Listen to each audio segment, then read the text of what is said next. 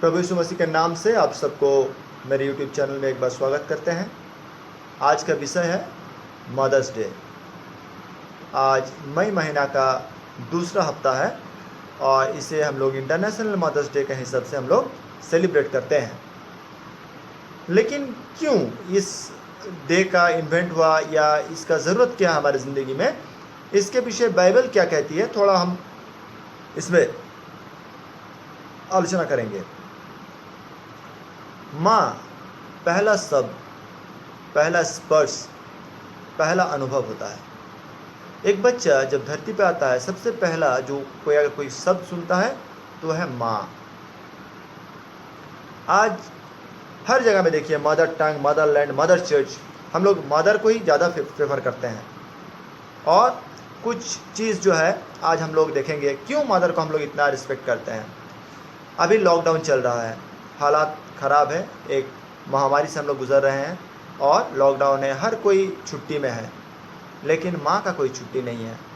क्या लॉकडाउन रहे क्या ना रहे, माँ का वही रूटीन है। माँ को सुबह उठना है और किचन में जाना है, खाना पकाना है, क्योंकि माँ अगर खाना नहीं पकाते हम लोग खाएंगे क्या।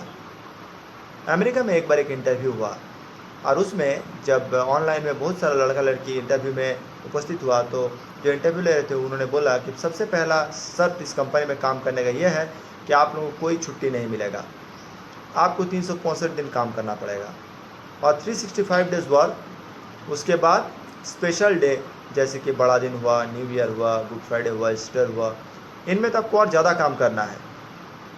और एक ने पूछा सैलरी, तो बोला नहीं, इस काम के लिए आपको कोई सैलरी नहीं मिलेगा। तो किसी ने उत्तर दिया कि ऐसा तो कोई गधा ही करेगा। तो उसने बोला हाँ, एक गधा है जो ऐसे ही काम करता है, वो है हम लोग का माँ। माँ 365 दिन काम करते हैं किचन में। जब कोई स्पेशल डे होता है तो उनको और ज़्यादा काम करना पड़ता है, ज़्यादा खाना बनाना पड़ता है। रिलेटिव्स आएंगे, किसके? पिताजी के, किसके? बेटे के, बेटिए पे।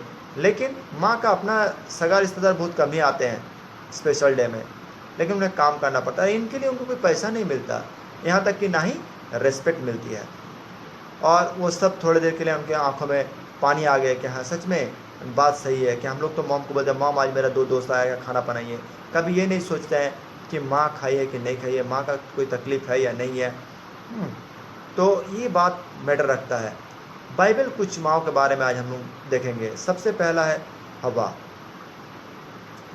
एव, एडम एव, आदम और हवा। हवा को परमेश्वर ने आशीष दिया, साथ नहीं दिया था, आशीष दिया था कि तुम माँ बनेगी और उसमें तुमको दर्द झेलना है।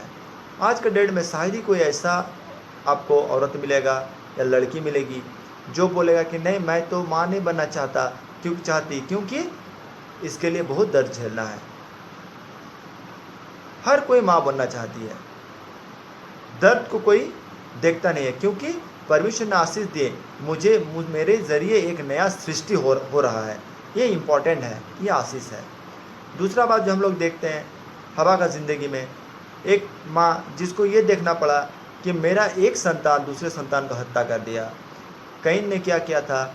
हेबुल का हत्या कर दिया था। दूसरा बात हम लोग देखते हैं किसको? हम लोग देखते हैं सारा के ज़िंदगी को, जो बुढ़ापे के दौर में गुजर रहा था, लेकिन कोई उम्मीद नहीं था, लेकिन परमेश्वर ने आशीष दिया, बोला कि तुझे मैं एक पुत्र दूंगा और तू बहुजाति का माता कहलाएगी। उसके बाद हम लोग देखते हैं रेबिका को, जो माता तो बनी लेकिन दोनों पुत्रों में एक को ज़्यादा फेवर करने के चक्कर में वो गलती कर देती है। और क्या करता है जेकब? क्या करता है?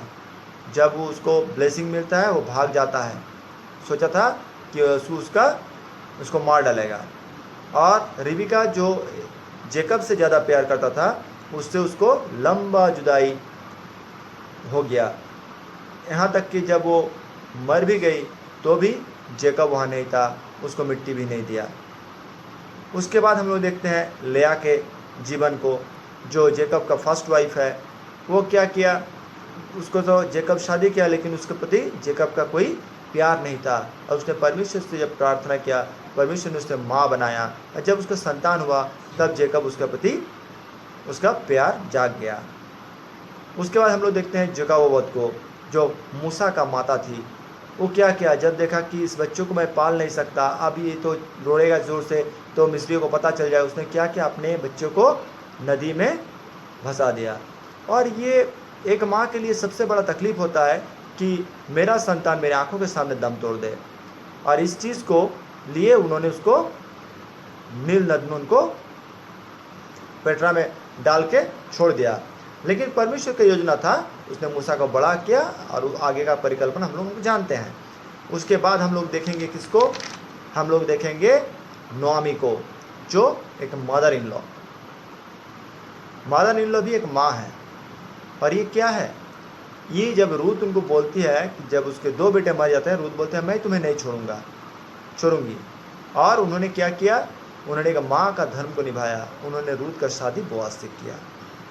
हन्ना को अगर हम लोग देखते हैं, जिसका संतान नहीं था, और वो जब रो रो के प्रार्थना कर रही थी, तो एली याजक को लगा कि ये नशे में है, लेकिन परमेश्वर ने उनका प्रार्थना सुनी और उन्हें उत्तर दिया और समूएल हुआ।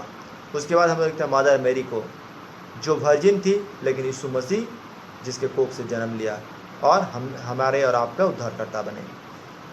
आज हम लोग उद्धार पाएँ यीशु मसीह के ज़रिए। आज मदर मेरी को इसीलिए पूजा जाता है। बहुत सारा डायोसिस डिनोमिनेशन ऐसा है जो मदर मेरी को ज़्यादा पूजते हैं। संसार, जब हम लोग यहाँ पे आए हैं, हम लोग माँ के ज़रिए ही आए हैं, बिना माँ के हम लोग यहाँ नहीं आए हैं। अब वचन हम लोग कहते हैं रेस्पेक्ट योर पेरेंट्स, माँ और बाप दोनों को रिस्पेक्ट करना हम लोग वचन सिखाती है। क्योंकि आज मदर्स डे, इसलिए हम लोग माँ के बारे में भी चर्चा कर रहे हैं। गौतम बुद्ध से कभी किसी ने प्रश्न किया था कि माता को क्यों ज़्यादा पूजा जाता है संसार में, तो उन्होंने उनसे कहा कि तुम एक काम करो, तुम अपना पेट में एक 5 किलो पत्थर बांध लो और 24 घंटा 1 दिन रखो और उसके बाद आके मुझसे मिलो, मैं तुम्हें उत्तर दूंगा। और उन्होंने ऐसा ही किया, और कुछ घंटे बाद उसको दर्द महसूस हुआ, और 4-5 घंटे बाद उसको इतना दर्द हुआ कि उसको लगा कि ये पत्थर हमसे नहीं रखा जाएगा, और वो खोल दिया। और जब वो गया गौतम बुद्ध के पास और बोला मुझे इतना दर्द हुआ कि मैं उसको खोल दिया, तो गौतम बुद्ध ने कहा कि तुम उस पत्थर को 5-6 घंटा रख सके। सोचो, एक माँ अपने बच्चों को कोख में 9 महीना रखता है, जब बच्चा उसमें लात भी मारता है। इसीलिए माँ को संसार में सबसे ज़्यादा पूजा जाता है। आज के डेट में प्रिय भाई बहनों, माँ का जो सेक्रीफाइस है संसार में, उतना सेक्रीफाइस किसी का नहीं है। और आज का डेट में भी हम लोग देखते हैं कि माँ सबसे ज़्यादा सेक्रीफाइस करती है। अगर कभी किसी दिन किसी के घर में खाना कम हो जाता है, अगर 5 आदमी या 4 आदमी का खाना रहता है, तो माँ बोलती है कि मेरा भूख नहीं है। प्रिय मित्रों, जो मेरे इस वचन को सुन रहे हैं भाइयों और बहनों, मैं आप लोगों से कहूँगा कि अगर आपका माँ अभी इस संसार में है, तो आप अपने माँ का सेवा कीजिए, समय दीजिए। माँ से पूछिए कि माँ तुम्हें क्या चाहिए। हर माँ चाहता है कि संतान को जैसा मैंने समय दिया जब वो छोटा था, अब मैं बूढ़ा हो गया हूँ, मेरा संतान भी मुझे थोड़ा समय दे। प्रभु आप सबको आशीष दे। अपना माँ को सेवा कीजिए, अपना माँ का आशीष रोज लीजिए। प्रभु आपके जीवन में मंगल ही मंगल करेंगे। आमीन।